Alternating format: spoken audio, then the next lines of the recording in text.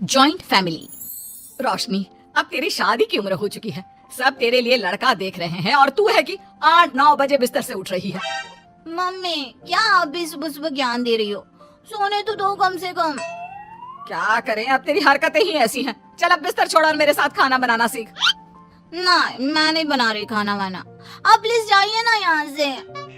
रोशनी की बातों से निराश होकर निशा वहाँ से चली जाती है।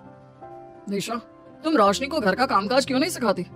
अगर यही हाल रहा फिर तो 2 दिन में उसके ससुराल वाले उसे यहाँ छोड़कर चल देंगे। मैं तो बहुत कोशिश करती हूँ उसे घर की जिम्मेदारियाँ सिखाने की, लेकिन वो मेरी सुने तब ना। आप तो जानते ही है ना कि वो कितनी जिद्दी है। हमें निशा के लिए एक ऐसा लड़का ढूंढना होगा जिसका भरा पूरा परिवार हो, सास ससुर से लेकर जेठ जिठानी देवर ननद सब हो। यहाँ ना सही, लेकिन शादी के बाद उसे वहाँ अपनी जिम्मेदारियों का एहसास जरूर होगा। कुछ दिनों के बाद रोशनी का परिवार उसके लिए लड़का देखना शुरू कर देता है और एक दिन चिराग नाम का लड़का रोशनी को देखने अपने परिवार के साथ उसके घर पहुंच जाता है। देखिए भाई साहब, मैं पहले ही आपको बता देती हूँ, हमारा परिवार बहुत बड़ा है, इसलिए अगर आपकी लड़की हमारे घर की जिम्मेदारियाँ बिना ना नुकुर के उठा सकती है, तभी हम ये रिश्ता पक्का करेंगे। अरे ये भी कोई बोलने वाली बात है बहन जी। हमारी रोशनी आपके पूरे परिवार को बैठे बैठे खिला सकती है, इतनी जिम्मेदार है मेरी बेटी। अगर ऐसी बात है फिर तो हमें इस रिश्ते से कोई आपत्ति नहीं है। तो फिर चट मंगनी पट ब्याह के बारे में क्या ख्याल है? हाँ हाँ बिल्कुल, शादी में देर किस बात की, 3 हफ्ते बाद ही शादी का शुभ योग है। अगर आपको कोई दिक्कत ना हो तो हम इनकी शादी भी 3 हफ्ते बाद ही करा देते हैं। अरे हमें इसमें कोई परेशानी नहीं है। इस तरह दोनों परिवारों में शादी की तैयारियां शुरू हो जाती है और कुछ ही दिनों बाद रोशनी की शादी चिराग से करा दी जाती है। शादी के बाद, बहू इनसे मिलो, ये है तुम्हारी दादी सास, ये बड़ी सास और बड़े ससुर, ये तुम्हारे जेठ, ये जेठानी, ये दोनों तुम्हारे देवर और ये इस परिवार की सबसे छोटी बेटी सिमरन, यानी कि तुम्हारी ननद है। परिवार में इतने सारे लोगों को देखकर रोशनी का सर चकरा जाता है। वो अपना सर पकड़ लेती है और मन ही मन सोचने लगती है, हे भगवान, ये किस जन्म का बदला लिया है आपने मुझसे? मैंने क्या बिगाड़ा था आपका जो आपने मुझे ऐसा परिवार दिया? बेटा, किस सोच में पड़ गई तुम? और कितने लोग हैं आपके परिवार में? बस हम इतने ही लोग हैं बेटा, ज्यादा लंबा परिवार नहीं है हमारा। अब इससे लंबा और कितना बड़ा परिवार होगा आपका? ये ससुराल कम चिड़ियाघर ज्यादा लग रहा है। कुछ कहा क्या तुमने बेटा? नहीं मम्मी जी, वो मैं बहुत थक गई हूँ, तो क्या अब मैं सोने जा सकती हूँ? हाँ हाँ क्यों नहीं बहू। चिराग, बहू को अंदर कमरे में लेकर जा। जी माँ। चिराग रोशनी को अंदर कमरे में लेकर जाता है।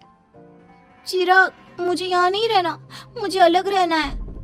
ये तुम क्या बोल रही हो रोशनी? अभी तो आई हो तुम और अभी अलग होने की बात कर रही हो। परिवार वालों को पता चलेगा तो कितने दुखी होंगे वो लोग। मुझे नहीं मतलब किसी से, और इसे तुम परिवार कहते हो? ये परिवार कम कोई गली मोहल्ला ज्यादा लग रहा है। रोशनी, अभी तुम नई हो इस परिवार में, इसलिए शायद तुम्हें ऐसा लग रहा है। कुछ दिन में आदत हो जाएगी तुम्हें। चिराग की बात सुनकर रोशनी अपना सर पकड़ लेती है। आपको समझाना तो दीवार में सर पटकना है। मैं सो रही हूँ, लाइट ऑफ मत करना, मुझे अंधेरे में नींद नहीं आती। इतना बोलकर रोशनी बिस्तर पर लेट जाती है। रोशनी को देखकर चिराग का मुंह खुला का खुला रह जाता है। वो भी पैर पटकते हुए बिस्तर के दूसरे कोने में अपना मुंह मोड़कर सो जाता है। अगले दिन, देवरानी जी आप उठ भी जाइए, सुबह के 6 बज चुके हैं। सोने दो ना मम्मी, क्यों परेशान कर रही हो? देवरानी जी, मैं आपकी मम्मी नहीं जेठानी हूँ। सुबह सुबह क्या मजाक है मम्मी? इतना कहकर रोशनी अपनी आंखें मसलते हुए उठती है और अपनी जेठानी को देखकर चौंक जाती है। दीदी आप यहाँ? पिछले 1 घंटे से तुम्हें उठा रही हूँ, लेकिन तुम हो कि अब उठ रही हो? लेकिन अभी तो सिर्फ 6 बज रहे हैं, आपने मुझे उठाया क्यों? वो इसलिए क्योंकि आज तुम्हारे इस घर में पहली रसोई है, तो खाना आज तुम्हें ही बनाना होगा ना। क्या? मुझे पूरे मोहल्ले के लिए खाना बनाना पड़ेगा? नहीं रोशनी, तुम्हें पूरे मोहल्ले के लिए नहीं, सिर्फ परिवार के लोगों के लिए ही खाना बनाना है। आपका परिवार किसी मोहल्ले से कम है क्या? कुछ कहा क्या तुमने? हाँ नहीं दीदी, आप चलिए, मैं अभी फ्रेश होकर आती हूँ। आरती वहाँ से चली जाती है, जिसकी थोड़ी देर बाद रोशनी भी रसोई में जाकर मजबूरी में सबके लिए खाना बनाने लगती है। पूरे 2 घंटे मेहनत करने के बाद उसका खाना बनकर तैयार होता है। वाह बहू, खाना तो बड़ा स्वाद बना है। सच में बहू, तुमने भले ही बहुत देर लगाई खाना बनाने में, लेकिन खाना बहुत स्वादिष्ट बना है। आपके हाथों में तो जादू है देवरानी जी। मैं तो कहती हूँ अब से रोज आप ही खाना बनाया कीजिए। क्यों मम्मी जी? हाँ हाँ बेटा, बिल्कुल ठीक कहा तुमने। रोशनी, आज से रोज तुम ही खाना बनाना। ये सुनकर रोशनी चौंक जाती है। खाना खाने के बाद सभी लोग रोशनी को शगुन का नेक देते हैं और फिर अपने अपने रूम में चले जाते हैं। क्या यार रोशनी, इतना टेस्टी खाना बनाना जरूरी था क्या? अब फंस गई ना तू। ये सब माँ पापा की वजह से हो रहा है, उनके कारण मुझे ये सब झेलना पड़ रहा है। रोशनी गुस्से में अपने रूम में जाती है और अपनी माँ को फोन मिलाती है। मम्मी, मैं आपको कभी माफ नहीं करूंगी। आपने जानबूझकर मुझे इतने बड़े परिवार में भेजा है जहाँ मुझे सांस लेने की भी फुर्सत नहीं है। हमने ये सब इसलिए किया ताकि तू अपनी जिम्मेदारियाँ निभाना सीखे। अब मायके की तरह ससुराल में भी अपनी जिम्मेदारियों से मुंह मत मोड़ लेना। मुझे नहीं रहना माँ यहाँ। इस घर में जितने लोग हैं उतने तो हमारे गली मोहल्ले में भी नहीं थे। माँ, मैं आपसे आपकी सारी बातें मानूंगी, पर प्लीज मुझे यहाँ से ले जाइए। बिल्कुल नहीं, अब से वही तेरा सब कुछ है। वहाँ से भागने के बजाय अपनी जिम्मेदारियां पूरी करना सीख। इससे हमें भी थोड़ी खुशी मिल जाएगी। माँ की बातों से निराश होकर रोशनी फोन काट देती है, जिसके बाद उसकी नजर नेक में मिले पैसों पर पड़ती है और वो फटाफट से बिस्तर पर बैठकर पैसे गिनना शुरू कर देती है। अरे वाह, ये तो पूरे 25,000 रुपए हैं।